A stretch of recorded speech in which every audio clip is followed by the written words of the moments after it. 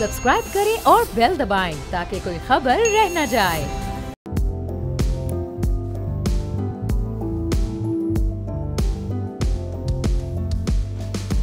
अस्सलाम वालेकुम, मैं बाब जहांगीर। आप देख रहे हैं प्रोग्राम बेवपार और आज स्टॉक मार्केट में हफ्ते का आखिरी रोज़ था। कारोबार एक बार फिर बेहतरी की जानिब हमें जाता दिखाई दिया, जहां 360 पॉइंट्स का इजाफा हुआ है इंडेक्स में और ये इंडेक्स अब 65,000 बल्कि 66,000 की सतह से भी ऊपर ट्रेड कर रहा है। एक अच्छी खासी रिकवरी हमने गुज़िश्ता हफ्तों में देखी है। सियासी इस्तेहकाम मुल्क में आया, गवर्नमेंट की फॉर्मेशन हुई और उसके बाद स्टॉक मार्केट पर हमने बेहतर असरात मुरतब होते देखें। अब आगे स्टैंड बाय अरेंजमेंट जो है IMF का वो ख़त्म होने जा रहा है, फिर IMF के अगले प्रोग्राम में जाना है, तो स्टॉक मार्केट आने वाले दिनों में किस तरह से परफॉर्म करेगी और इस वक्त जो सूरत हाल है वो नए सरमाकारों के लिए किस हद तक हौसला अफजा है, इस पर हम गुफ्तगू करेंगे। सुहेल फारूक साहब डायरेक्टर हैं को securities advisers Pakistan stock exchange के, हमारे साथ मौजूद हैं, स्टॉक मार्केट के एक्सपर्ट हैं। बहुत शुक्रिया सुहेल फारूक साहब, प्रोग्राम के लिए आपने वक्त निकाला। ये बताइएगा कि ये इस वक्त जो स्टॉक मार्केट की परफॉर्मेंस है, हमने पिछले कुछ दिनों में रिकवरी भी देखी है, उससे पहले एक डाउनफॉल आया था। आने वाले दिनों में आप मार्केट को कैसा देख रहे हैं? आने वाले दिनों में मार्केट इस चीज को देख रही है कि जो तमाम जैसे फॉर्मेशन ऑफ गवर्नमेंट जिस तरह हुई है या जो हमारे सामने कंफ्यूजन्स हैं, जैसे हमारे सामने एक प्रॉब्लम है कि जो जिस तरह चीजें अनफोल्ड हो रही हैं, जैसे सबसे बड़ी बात थी कि किसी तरह वो हो गई। अब स्टैंड बाय जो प्रोग्राम है वो उसकी लास्ट ट्रांच है, वो भी इंशाल्लाह उसके अंदर कोई प्रॉब्लम नजर नहीं आ रही। जो असल प्रॉब्लम है जिसको लोग देख रहे हैं या पार्टिसिपेंट देख रहे हैं, वो बड़ा IMF प्रोग्राम उसको देख रहे हैं। इसलिए वहां पर जो स्पेकुलेशन है वो ये चल रही है कि किस तरह का प्रोग्राम वो आएगा। बाकी अदरवाइज मार्केट अपना जिस तरह बिहेव कर रही है उसके अंदर आज का दिन काफी सेशंस के बाद बहुत अच्छा रहा है और सिर्फ इस बुनियाद पे जो IMF की तरफ से जो इस तरह के बयान आ रहे हैं कि हम नई गवर्नमेंट के साथ काम करने को तैयार हैं, इसलिए बड़े दिनों बाद आज का सेशन काफी अच्छा रहा। और हम ये देख सकते हैं कि आज जो पार्टिसिपेशन है वो बड़े दिनों बाद, एक कोई 3-4 हफ्तों बाद ऐसी पार्टिसिपेशन आई है और मुझे लगता है आने वाले दिनों में जिस तरह चीजें अनफोल्ड होंगी और क्लियरिटी आती रहेगी, उसी तरह लोग इन्वेस्ट करते रहेंगे और मार्केट के अंदर वैल्यूएशन मौजूद है, मार्केट अट्रैक्टिव है। और सुहेल साहब, आने वाले हफ्ते में ज़ाहिर है कि हुकूमत भी अब अमली तौर पर आगे पेशरफ करती हमें दिखाई देगी। IMF के साथ जो थर्ड इंस्टॉलमेंट मिलनी है, तो जैसे जैसे ये मामलात आगे बढ़ेंगे मार्केट और मजीद बेहतर होती जाएगी। ये इंडेक्स जो अभी 66,000 के आसपास ट्रेड कर रहा है, इसमें थोड़ा उतार चढ़ाव आ रहा है रोज़ाना की बुनियाद पर, तो ये कहाँ तक आप जाता हुआ देख रहे हैं? इसमें मजीद कितनी बेहतरी आ सकती है और कौन से सेक्टर्स ऐसे हैं जो इस वक्त बड़े स्ट्रॉन्ग हैं और बड़े मजबूत इस वक्त पोजीशन पर मौजूद हैं? देखिए, आने वाले दिनों में एक बात भी है कि इन्फ्लेशन कम होने की वजह से इंटरेस्ट रेट कम हो सकता है मोस्ट प्रोबेबली। उस वजह से तमाम अक्रॉस द बोर्ड तमाम सेक्टर एट्रैक्टिव हैं और क्योंकि मार्केट एक ऐसे लेवल पे है जो ऑलरेडी मार्केट अपने हाई साइड पे, ऑल टाइम हाई साइड पे है, तो यहाँ पर चेंज ऑफ हैंड्स होता रहता है। लोग बेचने भी आते हैं क्योंकि ये ओपन मार्केट है। कभी किसी को लगेगा कि अब बहुत सारी चीजें हो चुकी हैं, कोई स्पेकुलेशन के लिए कोई चीज ऐसी है नहीं। पहले जो बहुत सारी स्पेकुलेशन होती थी कि इलेक्शन हो रहा है, काबीना बन रही है, गवर्नमेंट बन रही है, प्राइम मिनिस्टर कौन है, ये तमाम किस्म की स्पेकुलेशन खत्म हो गई है। अब प्योर एक ही चीज हमारे सामने है, सिर्फ एक ही चीज, इकोनॉमी। और इकोनॉमी में मुझे लगता है कि ज्यादातर जो पार्टिसिपेशन है इस चीज पर रिलेक्टेंट होगा कि आने वाला IMF प्रोग्राम पता नहीं किस तरह का हो, कितना मुश्किल हो। इसलिए बहुत कॉशियस रह के लोग काम भी कर रहे हैं और हमारा जो लॉन्ग टर्म टारगेट्स है दिसंबर 2024 के लिए वो 85,000 इंडेक्स हो सकता है, लेकिन उसके लिए जरा पेशेंस चाहिए होगा। मार्केट के अंदर बहुत सारे सेक्टर ऐसे अट्रैक्टिव हैं, जैसे रिफाइनरी सेक्टर बहुत अच्छा है, जिसके अंदर हम ये देख सकते हैं कि अभी काफी जो रिफाइनरी पॉलिसी है या इस तरह के जो इक़दाम है उससे लेकर बड़ा अट्रैक्टिव वैल्यू मौजूद है। फार्मास्यूटिकल है जिसके अंदर नॉन एसेंशियल्स के जो प्राइस थे उनको लेकर थोड़ा सा एक स्टे ऑर्डर आ गया था, अगर वो क्लियर हो जाए तो वो बड़ा अट्रैक्टिव सेक्टर है। बैंकिंग सेक्टर के अंदर अच्छा यील्ड मौजूद है, फर्टिलाइजर के अंदर और पावर के अंदर भी अच्छी यील्ड मौजूद है। तो मार्केट अक्रॉस द बोर्ड बहुत अट्रैक्टिव है। लेकिन प्रॉब्लम सिर्फ एक ही है हमारे सामने कि जो नया IMF प्रोग्राम होगा उसमें IMF की डिमांड कैसी होगी, इसलिए मार्केट थोड़ा सा एक जनरल परसेप्शन तो यही है कि ज़ाहिर IMF की डिमांड्स बड़ी सख्त होती हैं। 3-4 माह पहले जो मार्केट की परफॉर्मेंस थी, जब ये अपने ऑल टाइम राइज पर गई थी नवंबर के एंड में और दिसंबर के स्टार्ट में, तो उस वक्त तो ऐसा लग रहा था कि ये मार्केट शायद ये इलेक्शन डेज तक ये 80-85 की जो लिमिट है उसको अबूर कर जाएगी। लेकिन फिर एक बड़ा ब्रेक आया, फिर ये डाउनफॉल हुआ, वापस 60 से नीचे गई मार्केट। तो ये सब होने की वजह सिर्फ ये एक सियासी अनस्टेबिलिटी थी, इलेक्शन कैंपेन थी, इलेक्शन डेज थे, वो थे। अब जो स्टेबिलिटी मार्केट में आई है, इसको हम लॉन्ग टर्म कह सकते हैं? देखो, पॉलिटिकल स्टेबिलिटी बहुत बड़ा रोल प्ले करती है। अगर आपके यहाँ पॉलिटिकल स्टेबिलिटी होती है तो उसकी वजह से आपकी इकोनॉमिक स्टेबिलिटी नहीं हो सकती, क्योंकि आपको ज़ाहिर बात है बिल पास कराने होते हैं और मार्केट इन चीज़ों को लुक फॉरवर्ड लुकिंग कर रही होती है कि अगर कोई भी इंस्टेबिलिटी पॉलिटिकली हुई तो इसका इम्पैक्ट नेगेटिव इकोनॉमी पे होगा। लेकिन अब क्योंकि ऐसी बड़ी कोई रुकावट नहीं नजर आ रही, और मुझे लगता है कि बैकडोर डिप्लोमेसी भी कहीं ना कहीं चल रही है, और सबको लग रहा है कि अगर हम सब साथ मिलकर नहीं बैठे तो जब पाकिस्तानी नहीं होगा तो हम सियासत कैसे करेंगे। तो मुझे लगता है ये सेंस कहीं ना कहीं प्रिवेल कर रहा है, और जिसका मार्केट में इनडायरेक्टली आपको रिफ्लेक्शन नजर भी आ रहा है। इवन दो कि बहुत सारे क्वेश्चंस हैं, बहुत सारे तहफुजात हैं आईएमएफ के नए प्रोग्राम को लेके, लेकिन वक्ती तौर पर वो आईएमएफ का प्रोग्राम हमें तंग करेगा जो ही आईएमएफ की डिमांड सामने आएंगी। लेकिन इवेंचुअली क्योंकि मार्केट इस चीज को देखती है कि पाकिस्तान एक डिसिप्लिन इकोनॉमिक कंट्री हो जाएगा और एक स्ट्रक्चर में आ जाएगा स्ट्रक्चर रिफॉर्म्स के बाद और आईएमएफ के प्रोग्राम में आने के बाद, तो वक्ती तौर पर बहुत खतरनाक डिमांड्स अगर हो, डू मोर का मुतालबा हो, तो वहां प्रॉब्लम ये हो सकती है कि वक्ती तौर पर मार्केट थोड़ा सा आप इस समझे इस तरह साइडवेज में जा सकती है या थोड़ा बहुत उसमें फ्लक्चुएशन देखी जाती है। लेकिन लॉन्ग टर्म में मार्केट के अंदर जो इस वक्त वैल्यूज मौजूद हैं, आप बिलीव करें अगर पूरी दुनिया से अगर इसका कंपेरिजन करें तो still cheapest market ever Pakistan की जो है दुनिया में सबसे ज्यादा सस्ती मार्केट पाई जाती है।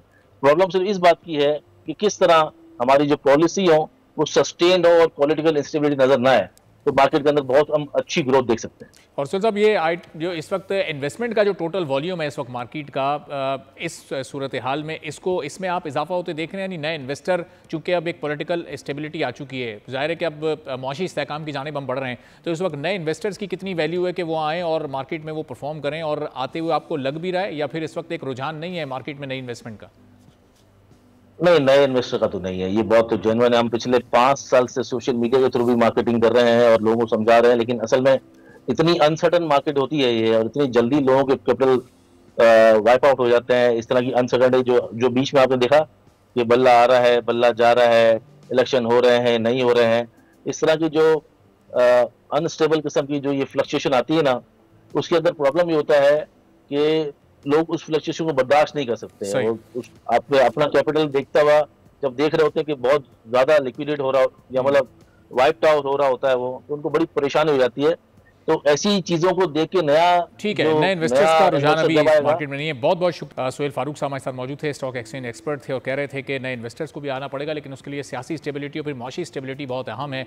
और इस दौर में जब हम IT एक्सपोर्ट को बढ़ाने की बात कर रहे हैं, $10 अरब तक ले जाने की बात कर रहे हैं, उस मौके पर इंटरनेट की बंदिश से सिर्फ एक रोज़ में जो पाकिस्तान को यौमिया नुकसान उठाना पड़ रहा है वो $53 मिलियन का है, जो एक बड़ी रकम है।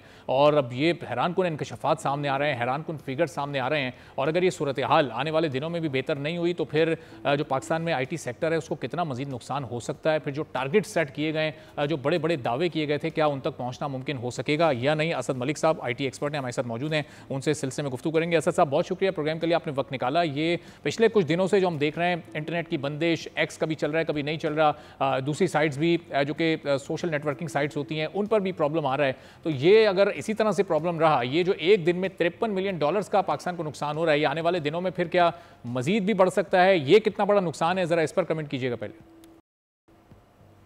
अस्सलाम वालेकुम जी, फर्स्ट ऑफ ऑल बहुत शुक्रिया मुझे इनवाइट करने के लिए। I think without any second thought इससे एक बहुत बड़ा नुकसान हमारी मुआशरत की तरफ इसका हो रहा है।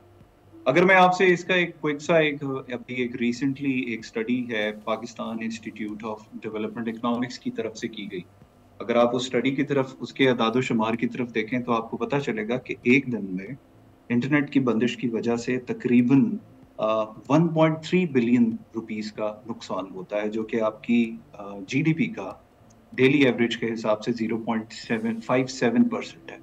और अगर आप इसमें कुछ की फैक्टर्स उठा लें, जिस तरह मिसाल के तौर पर हम बात कर लें जो एक फ्रीलांस इंडस्ट्री है जो पाकिस्तान में और पूरी दुनिया में आने वाले वक्त के साथ साथ काफ़ी बढ़ रही है, और उसका अगर आप पाकिस्तान में शेयर्ड सर्विसेज सेक्टर के हवाले से देखें तो एक बहुत बड़ा एक स्कोप है, क्योंकि हम उस रीजन में रहते हैं जहां हम अंग्रेजी बहुत अच्छी बोलते हैं या हमारी अंग्रेजी पूरी दुनिया में बेहतर तरीके से समझी जाती है। तो बहुत से इंडस्ट्रीज के बैक ऑफिसेस अब पाकिस्तान में प्रेफर किए जाते हैं। तो अगर उस साइड पर देखें तो डेली आपका $1.3 मिलियन का इस एक दिन के अंदर आपको नुकसान होता है, जो कि तकरीबन 390 मिलियन रुपीस है। इसी तरीके से जो आपकी कैब्स की सर्विसेज है, अगर आप उस पर गौर फिक्र करें तो आपको मालूम होगा कि अराउंड 97% जो कैब सर्विसेज की बुकिंग होती है अगर ये इंटरनेट नहीं होता, which is again 29 to 32 billion million rupees का नुकसान है। और इसी तरह फूड आपको पता है, कोविड आया तो बहुत सारे ऑनलाइन स्टार्टअप्स और इस तरीके से स्टार्ट हुए, फूड डिलीवरी मैकेनिज्म पे गए, जो कि अब एक बहुत बड़ा, एक अच्छा प्रोमिनेंट बिजनेस की सूरत इख्तियार कर चुका है पाकिस्तान में। अगर उसके बारे में हम बात करें तो 135 मिलियन रुपीस स्टडी ये कहती है, विच इज दी 75% उनका जो बिजनेस है रिडक्शन आ जाती है उनके ऑर्डर्स के अंदर। और अगर ऑल टुगेदर टेलीकॉम जो कि सोर्स प्रोवाइडर है इस सब का, उसको अकेले फिल अलोन इसमें 450 मिलियन रुपीस का all together alone telecom sector को इसके ऊपर नुकसान होता है। तो ये बड़ा एक वाजे है कि आई थिंक के जो तसलसल है of the business that is very critical. But at the same time when it comes to the willingness of the people, लोगों की विल अच्छा करने में, आगे बढ़ने में, आई थिंक वो बहुत बेहतर है। खास तौर पे आप बात कर लें प्राइवेट सेक्टर की, कॉर्पोरेट सेक्टर की, तो उसमें लोगों के पास एक अच्छी विल है। I think it's more of एक इंटीग्रेशन करने की जरूरत है, एक ट्रस्ट जो डेफिसिट है बिटवीन प्राइवेट और पब्लिक में, उसको मजीद बेहतर करने की जरूरत है। जी असद साहब, ये जाहिर है कि गवर्नमेंट का जो आर्गूमेंट है और जो वो उनकी जानिब से रीज़न सामने आते हैं वो बेस बनाते हैं फेक न्यूज़ को, कि फेक न्यूज़ आती हैं और एक नई बड़ी तादाद में आती हैं और फिर उसके माशरे पर मनफी असरात भी मुरतब होते हैं, हिजानी कैफियत में एक माशरा उसमें फिर मुब्तला हो जाता है। तो अब इसका हल क्या है? वो सोशल मीडिया ऐप्स को बंद कर देते हैं, क्या ये इसका एक सॉलिड हल है? क्या ये इसके ज़रिए ही फेक न्यूज़ को रोका जा सकता है? कोई ऐसा मैकेनिज्म बनाना चाहिए गवर्नमेंट को कि जहाँ से न्यूज़ आ रही है उन सोर्सेज पर आप पाबंदी लगाएं, सिर्फ उनकी हद तक ये पाबंदी हो, लेकिन बाकी जो ये लोगों का काम है, जो बिजनेस है, ये तो सफ़र ना करे। आई बिलीव हमें अपनी जो गवर्निंग पॉलिसीज हैं उनकी इम्प्लीमेंटेशन को बेहतर बनाना और उनको अश्योर करना, I think this is where the gap is. Policies अपनी जगह पे, गवर्नेंस के लॉज रेगुलेशंस अपनी जगह पर बहुत सारी मौजूद हैं, लेकिन उसमें कुछ हद तक मैं आपसे इस बात से ज़रूर अग्री करूंगा कि देयर इज़ अ गैप जहाँ पर उनको मॉडर्न और आज के असूल के हिसाब से रेलेवेंट और अपग्रेड होने की ज़रूरत फॉर श्योर है। जिसको अगर हम बात करें कि professionalisation in the public sector, क्योंकि अगर आप देखें, आपसे मैं इस बारे में शर्त लगाता हूँ कि अगर आप पब्लिक सेक्टर की एंटिटीज उठाना शुरू करें तो आप हैरान होंगे कि हर एक चीज़ के इर्द गिर्द we have a ministry, department, divisions being made, task force हैं हमारी। क्या उनके ऊपर इम्प्लीमेंटेशन और उनका पब्लिक ट्रस्ट के साथ जो डेफिसिट है वो कितना एक उस पर बात की जाती है, कितना उसके ऊपर उनको अकाउंटेबल ठहराया जाता है? तो I think that is more to do with the accountability and implementation. ये दो चीजें हैं जिनके इर्द गिर्द हमें काम करने की जरूरत है। और असद साहब, ये जो इस वक्त आईटी की एक्सपोर्ट है हमारी, जिसके लिए बड़े दावे किए जाते हैं कि हम मुस्तकबिल में इसको 10 अरब डॉलर तक लेकर जाएंगे, लेकिन ये अगर जो इस वक्त करंट सिचुएशन है, अगर ये सूरत हाल इसी तरह रहती है या साल में चंद एक दिन भी इस तरह रहती है, तो फिर कितनी मुतासिर होती है आईटी एक्सपोर्ट? फिर ये इसको 2-3 अरब डॉलर पर भी मेंटेन करना क्या रह पाएगा? एक बड़ा चैलेंज, इसको भी हम ऊपर ले जा सकेंगे या फिर ये यहीं पर स्टेबल रहेगी?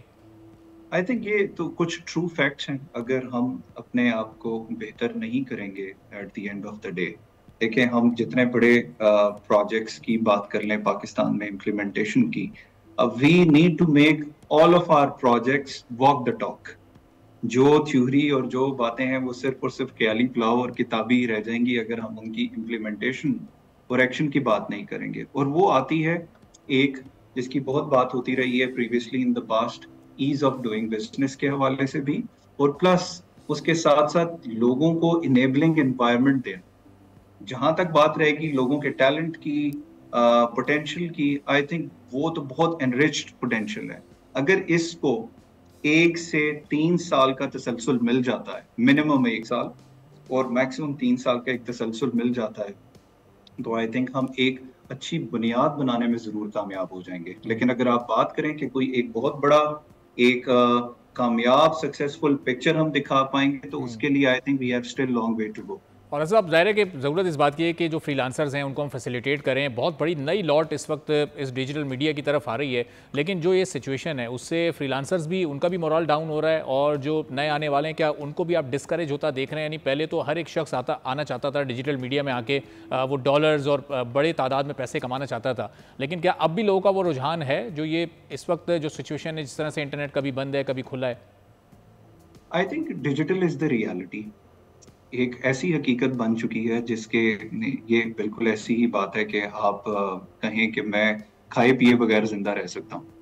सो अगर हमने एज अ पाकिस्तान ग्रो करना है, एज अ नेशन आगे बढ़ना है, तो ये तो अब हमें इस हकीकत को तस्लीम करना पड़ेगा कि कुछ ऐसी चीजें हैं कि जिनके बगैर हम आगे नहीं चल सकते। आपके पास अगर एक अच्छी तालीम है, आप इकोनॉमिकली राइट फिट में बैठते हैं, but at the end of the day आपके पास वो चैनलाइज करने वाला वो हथियार नहीं है जिसके जरिए आप एक अच्छा इम्पैक्ट और एक ग्लोबल फुटप्रिंट क्रिएट कर सकते हैं। तो आप खुद सोचें कि हम पूरी दुनिया से कितने पीछे रह जाएंगे।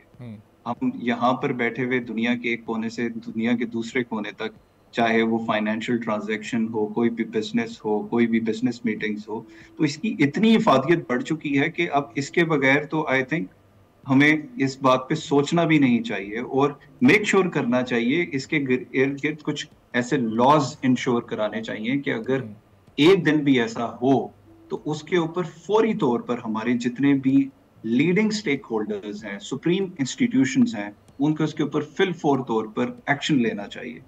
बिल्कुल, और ये स्पेसिफिक लॉज की जो आप कानून साजी की बात कर रहे हैं बड़ी इंपॉर्टेंट है। दुनिया के दूसरे ममालिक में क्या हमें ये प्रेसिडेंट्स इस तरह की मिलती हैं कि फला मुल्क में इतने दिन के लिए इंटरनेट बंद हो गया, कहीं कोई जंगी माहौल होता है, वो तो एक बिल्कुल अलग बात है, लेकिन एक नॉर्मल रूटीन में जहाँ बिल्कुल सब कुछ रूटीन के मुताबिक चल रहा हो और इंटरनेट बंद हुआ हो, तो मेरा नहीं ख्याल कि इस तरह की मिसालें हमें दुनिया के दूसरे ममालिक में कहीं मिलती हैं, चाहे वो हमारा अपना रीजन हो या वेस्टर्न कंट्रीज हो। जी, आई थिंक जब तक कोई बहुत बड़े कोई डिजास्टर्स और कोई जिसे कहते हैं जिस तरह NDRMF जिन डिजास्टर्स को मैनेज करने की बात करता है, या अब बात कर लेते हैं कोई अर्थक्वेक्स आ गए हैं या कोई वॉर सिचुएशन से कोई मुल्क गुजर रहा है, आई थिंक उसके अलावा तो कोई ऐसी इन पर्टिकुलर सिचुएशन नहीं है कि बहुत ही आउट ऑफ द एक्सेप्शन कोई एक सिचुएशन क्रिएट हुई हो जहां पर इस तरीके से हुआ हो। अदरवाइज तो ये एक बहुत बेसिक फंडामेंटल राइट बन चुका है। अगर आप इसको as a citizen of the state इसको जस्ट गेज करें तो इसकी इफादियत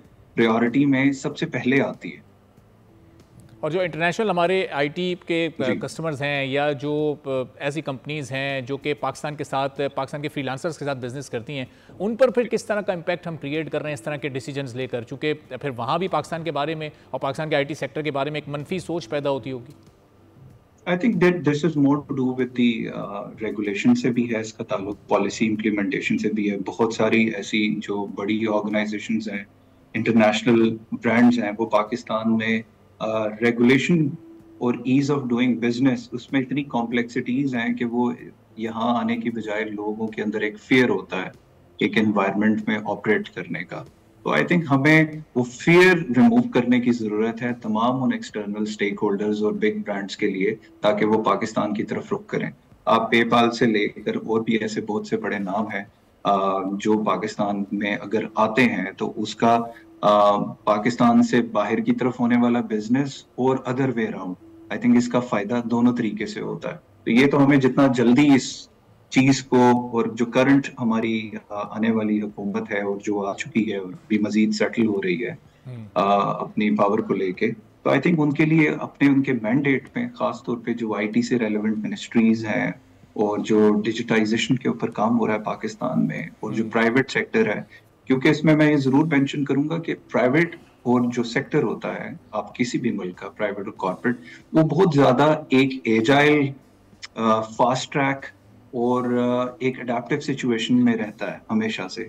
तो हमें एक इंटीग्रेशन, एक ब्रिजिंग करने की जरूरत है जहां पर हमारे पब्लिक सेक्टर के एक्सपर्ट्स और मिनिस्ट्रीज जो हैं ऐसे राउंड टेबल्स कराएं, इस पे अवेयरनेस करें और उसकी इम्प्लीमेंटेशन के ऊपर एक टाइमलाइन के साथ चलें कि एक 6 महीने का एक, जिस तरह से एक इमरजेंसी मुल्क में क्रिएट की जाती है किसी भी चीज की, उसके ऊपर कुछ अर्जेंट पॉलिसीज बाय प्रायोरिटी अपनी प्रायोरिटी में लेकर आए कि ये हमें अगले 6 माह में लाजमी करनी। शुक्रिया असद मलिक साहब, IT एक्सपर्ट हमारे साथ मौजूद थे। एक ब्रेक यहाँ पर ले रहे हैं, ब्रेक के बाद जब वापस आएंगे तो मूडीज़ ने पाकिस्तान के बैंकिंग सेक्टर की रेटिंग को मुस्तहकम किया है, अब इसके क्या असरात मुरतब होंगे पाकिस्तान की ओवरऑल इकॉनमी पर, एक ब्रेक के बाद इस पर मज़ीद बात करेंगे।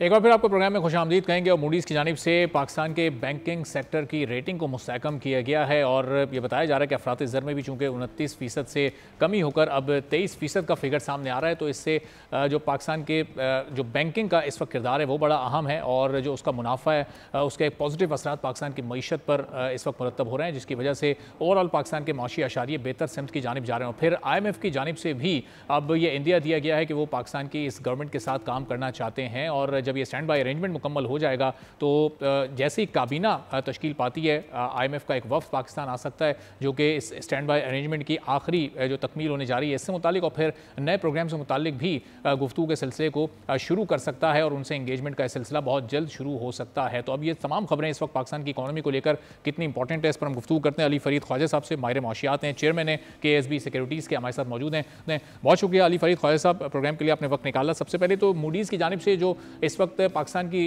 बैंकिंग सेक्टर की जो रेटिंग बेहतर हुई है, ये इसका आम मायनों में हम क्या मतलब लें? महंगाई में जो कमी के फिगर सामने आ रहे हैं, बैंकिंग सेक्टर का ओवरऑल इस पाकिस्तान की इकॉनमी में क्या किरदार आप देख रहे हैं? जी, ये बहुत बड़ी स्टेप है। मूडीज़ की क्रेडिट रेटिंग का मतलब ये है कि मूडीज़ एक ऐसा इदारा है जो दुनिया भर के इन्वेस्टर्स को बताता है कि इस मुल्क की इकोनॉमिक सिचुएशन क्या है। मूडीज़ ही वो इदारा है जो, और उसके साथ दो और इदारे हैं जो उनके कंपेटिटर्स हैं, जो ये बताते हैं कि क्या कंट्री डिफ़ॉल्ट करेगा या नहीं करेगा। तो अगर मूडीज़ कह रहे हैं कि पाकिस्तान का फाइनेंशियल सिस्टम अब बेहतरी की तरफ जा रहा है और स्टेबिलिटी इंप्रूव हो रही है, तो वो एक ओवरऑल असेसमेंट है पाकिस्तान की इकोनॉमी की। जिस तरह आपने बोला कि इन्फ्लेशन में भी कमी आई है, IMF की स्टेटमेंट आई है कि पाकिस्तान में इकोनॉमिक जो पिछली गवर्नमेंट थी उसने इकोनॉमिक रिफॉर्म्स को इम्प्लीमेंट किया है और इकोनॉमिक रिफॉर्म्स का मतलब यही था कि आप थोड़ी सी इकोनॉमिक स्टेबिलिटी लेकर आए। तो दो पहलू हैं मूडीज़ की स्टेटमेंट के। एक पहलू आप देखें कि IMF की भी सपोर्टिव स्टेटमेंट है कि उनकी भी असेसमेंट ये है कि पाकिस्तान की इकॉनमी बेहतर कर रही है। मूडीज़ की असेसमेंट भी उस बात को कंफर्म कर रही है और उसके बेसिस पे मूडीज़ ये कह रहा है कि पाकिस्तान का जो बैंकिंग सिस्टम है उसकी स्टेबिलिटी बेहतर हुई है compare to in the past. आपको जैसा पता है कि 12 महीने पहले तो ये खदशा था कि पाकिस्तान डिफ़ॉल्ट कर जाएगा और अब हम बेहतरी के रास्ते की तरफ जा रहे हैं। तो दिस ऑल्सो शोज़ कि थोड़ी सी इकनॉमिक प्लानिंग, थोड़ी सी इकनॉमिक और पॉलिटिकल स्टेबिलिटी से हम जो एक बहुत बड़े इकोनॉमिक चैलेंज को फेस कर रहे थे उससे हम इम्प्रूव होते हुए जा रहे हैं। तो अगर ये थोड़ी और देर तक एक्सटेंड हो जाए तो हम काफ़ी मसले जो इकोनॉमिक मसले हम डिस्कस करते रहते हैं आपके शो में भी, उनसे हम बाहर निकल सकते हैं। सही। और भाई साहब, इससे पहले कि हम IMF के प्रोग्राम की तरफ जाएं, लेकिन उससे पहले एक महंगाई से मुतालिक मेरा सवाल कि हम डॉक्यूमेंट्स में तो ये देख रहे हैं, ये रिपोर्ट्स तो सामने आ रही हैं कि ये अब महंगाई कम होकर 23% पर आ गई, लेकिन ऑन ग्राउंड रियलिटी बिल्कुल डिफरेंट है। अगर आप इस वक्त भी जाएँ तो आप मार्केट चले जाएँ या फूड आइटम्स की तरफ हम चले जाएँ तो कहीं हमें किसी चीज़ की कीमत कम होती है ऑन ग्राउंड नजर नहीं आ रही है। जी, आप सही कह रहे हैं। इन्फ्लेशन का मतलब ये 20% इन्फ्लेशन का मतलब ये है कि इन्फ्लेशन चीज़ों की कीमतें और ऊपर गई हैं, मगर उनकी कीमतें जो है वो पहले जितनी स्पीड से बढ़ रही थी उतनी स्पीड से नहीं बढ़ी। तो ये नहीं है कि पाकिस्तान में चीज़ें की प्राइसेस कम हो रही है। 20% का इन्फ्लेशन का मतलब ये है कि 20% से प्राइसेस इंक्रीज़ हो रही हैं, चीज़ें की प्राइसेस इंक्रीज़ हो रही है, पहले 30% से हो रही थी। तो बेहतरी की तरफ जा रहे हैं मगर हम बेहतरी पे पहुंचे नहीं हैं अभी। ठीक है, तो अभी ये सर IMF का जो अपना मिशन भेजने का एक इंडिया सामने आ रहा है, वो नई गवर्नमेंट के साथ काम करना चाहते हैं, ये उनका बड़ा एक इस वक्त इंपॉर्टेंट स्टेटमेंट सामने आया कि पाकिस्तान का जो भी पॉलिटिकल जो इशूज़ हैं वो पाकिस्तान का अंदरूनी मसला है। वो ज़ाहिर है पाकिस्तान तहरीक इंसाफ की जानिब से जो ख़त उनको लिखा गया था उस पर उन्होंने जवाब दिया है। तो ये पाकिस्तान के लिए अच्छे साइंस हैं कि न सिर्फ ये 9 महीनों वाला जो अरेंजमेंट प्रोग्राम था ये पूरा होने जा रहा है और फिर इसके बाद अगला प्रोग्राम भी IMF पाकिस्तान के साथ स्टार्ट करना चाहता है। बहुत अच्छे असर आता है। और आपको ये भी पता होगा कि आज पाकिस्तान के जो डॉलर बॉन्ड जो इंटरनेशनल मार्केट में ट्रेड करते हैं उसकी वैल्यू में भी इंक्रीज हुई है, जिसका मतलब है उनका उसके इंटरेस्ट रेट कम हुए हैं। तो ओवरऑल एक सेंटिमेंट पाकिस्तान के बारे में ग्लोबल इन्वेस्टर्स का, ग्लोबल मालियाती इदारों का, वो बेहतर हुआ है। और ये बहुत बड़ी चेंज है, खासतौर पर हम 12 महीने से जब कंपेयर करते हैं उस लिहाज से। और साथ साथ कल पिछले 2-3 दिन में भी ये भी खबर आई कि IMF ने इजिप्ट को एक बहुत बड़ा पैकेज दिया। तो उसकी वजह से ये भी होप्स हैं कि जिस तरह इजिप्ट को एक काफ़ी बड़ा इकोनॉमिक सपोर्ट का पैकेज दिया गया है IMF की तरफ से, उस तरह का पाकिस्तान को भी मिल सकता है। So overall everything points to the right direction. लेकिन सर ये बड़ा पैकेज मिलने का मतलब क्या होगा? 8 अरब डॉलर अगर पाकिस्तान डिमांड करता है और वो पाकिस्तान को मिल भी जाते हैं तो फिर उसके बदले में शराइत भी काफ़ी सख्त हो सकती हैं। जिस तरह अभी रिसेंटली भी 2 दिन से खबर गर्दिश कर रही थी कि IMF की जानिब से 129 अरब की सब्सिडी ख़त्म करने की बात की जा रही है। जब वो सब्सिडी ख़त्म होगी तो जाहिर है कि वो बोझ भी पाकिस्तान की इंडस्ट्री पर, एक आम सारिफ पर, एक आम आदमी पर ही कन्वर्ट होगा। जी, एक तो पहले तो हमें इस बात को समझना चाहिए कि जब हम IMF की शराइत की बात करते हैं तो वो IMF हमें वही शराइत बताता है जो हमारी इकोनॉमी के लिए अच्छी है। वो वही चीज़ बताता है जो लॉन्ग टर्म में हमारे इकोनॉमिक रिफॉर्म्स हमारी इकोनॉमी के लिए ज़रूरत है। वो हमें ये नहीं, हमें कोई तंग करने के लिए या हमारी इकोनॉमी को ख़राब करने के लिए कोई बातें नहीं बता रहा। वो वही बात बता रहा है कि आप किसी भी इकोनॉमिक पॉलिसी मेकर के पास चले जाएं, उनको बताएं कि हमारे पास पैसे थोड़े हैं, हमारे खर्चे ज़्यादा हैं, हमारी एक्सपोर्ट्स कम है, हमारी इंपोर्ट ज़्यादा है, तो वो आप हमारा डेट बढ़ता जा रहा है, तो हम क्या करें? तो वो आपको यही कहेंगे कि आप अपनी सब्सिडीज़ कम करें, आप अपने टैक्सेस इंक्रीज़ करें, आप जो है मार्केट प्राइसेस की तरफ जाएं।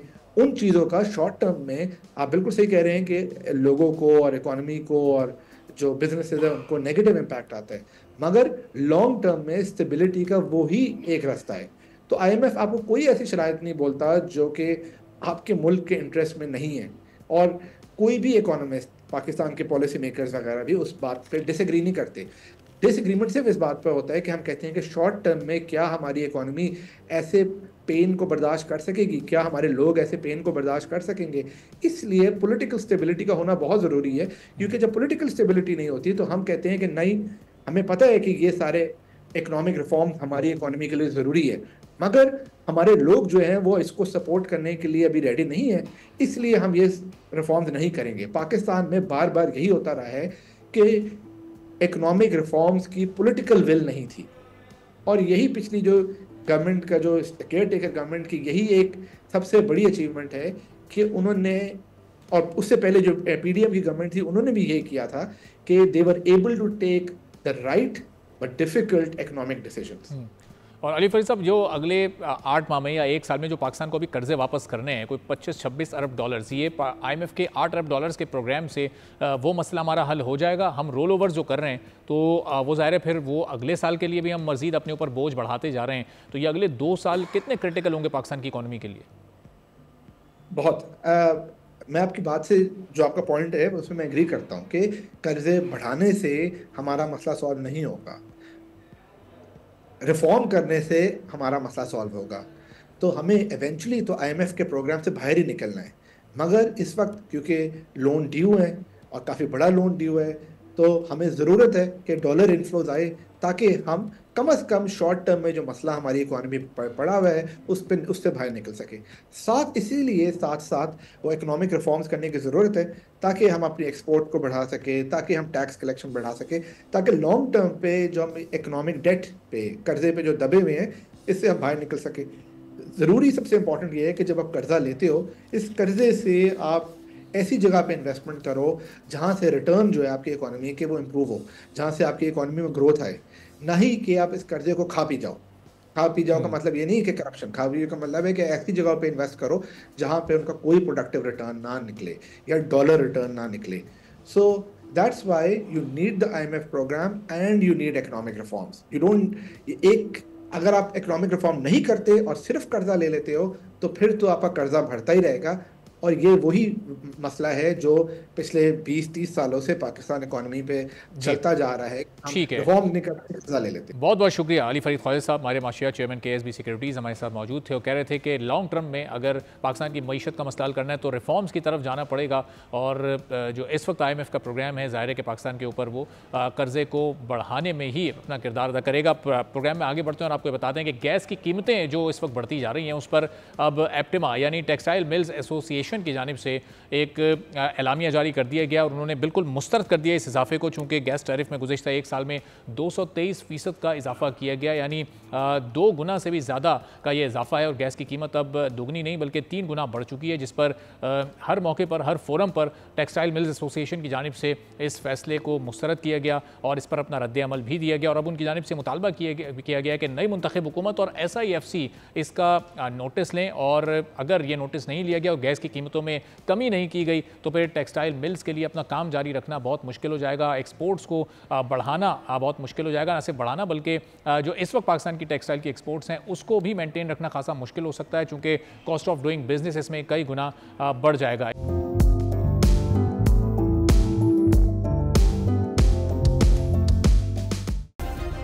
सब्सक्राइब करें और बेल दबाएं ताकि कोई खबर रह न जाए।